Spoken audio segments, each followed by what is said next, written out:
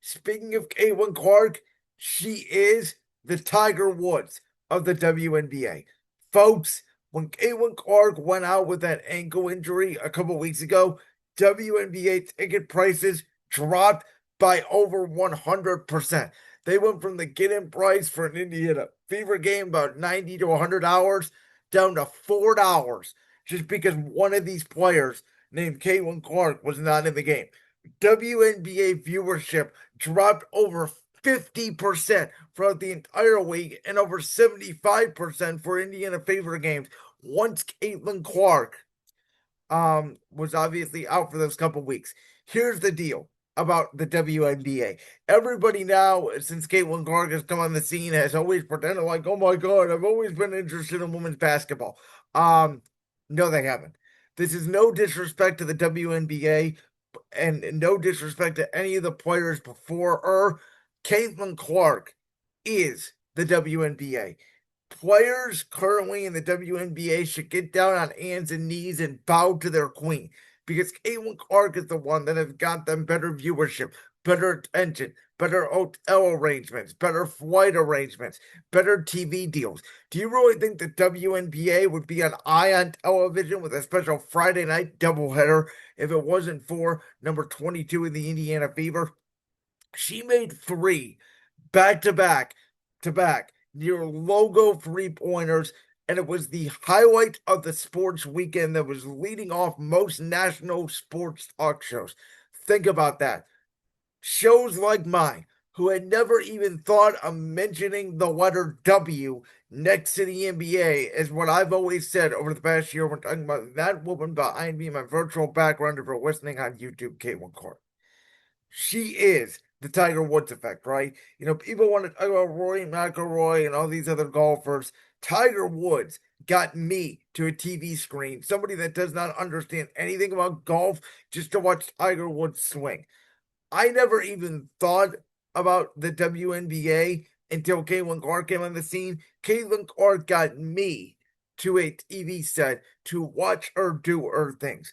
I'm here to tell you, one on one, she will destroy the Indiana Pacers' best player, Tyrese Haliburton. She is the best basketball player right now in the state of Indiana. And in my opinion, if you go one on one with her right now and the NBA regular season MVP and who will be the NBA Finals MVP, Shea Gilders-Alexander, I put my money on Caitlin Clark over that free throw merchant that is SGA. Um, she is incredible. The people that don't like her are jealous of her because they feel like she's taking over the spotlight. People like Angel Reese, for example. And again, she is taking over the spotlight because she is that good. In my opinion, nobody else in the WNBA can even touch her, not only in terms of popularity, but just in terms of skill level. And obviously, guys are stronger, and that's why you get the whole conversation about, oh, should biological men who turn to become transgender women be allowed to compete in, women's sports. I'm not going to get into that argument here, but I'm going to use the comparison to say, you know, if you're just out in a blacktop, if you're not in an NBA simulation, again, if you do a pickup game, if you include Caitlin Clark in there with the NBA players, where does Caitlin Clark rank, right? Obviously, you go from Jokic, Luca, Giannis, LeBron, Steph, maybe Wemby. Would you take Caitlin Clark over Kevin Durant, for example, if you're in a pickup situation? Would you take Caitlin Clark over Kawhi Leonard?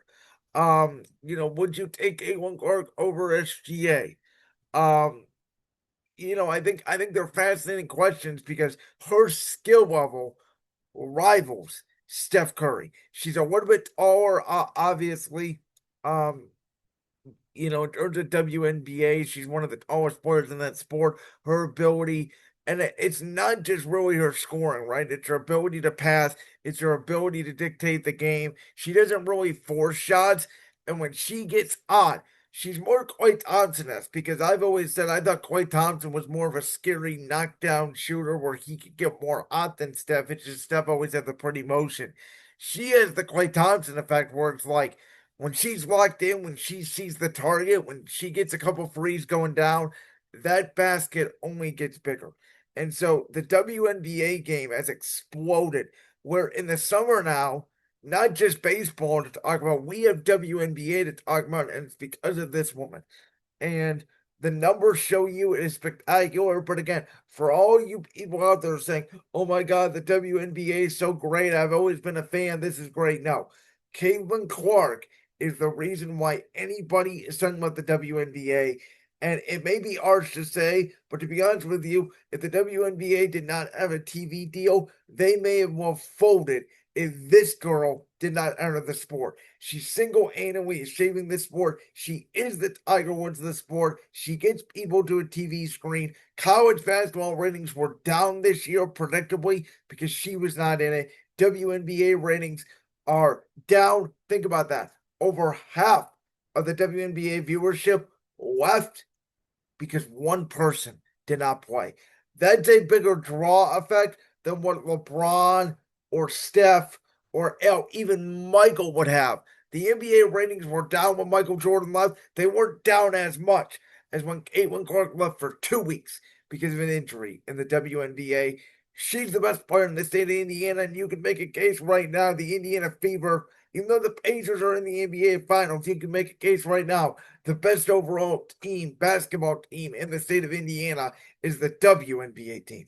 Like that clip from the Brands World podcast? If so, make sure you go down there and hit that subscribe button. While you're down there hitting the subscribe button, make sure to also hit the notification bell so you never miss another upload. And make sure you check out all the other clips from the Brands World podcast right here on YouTube.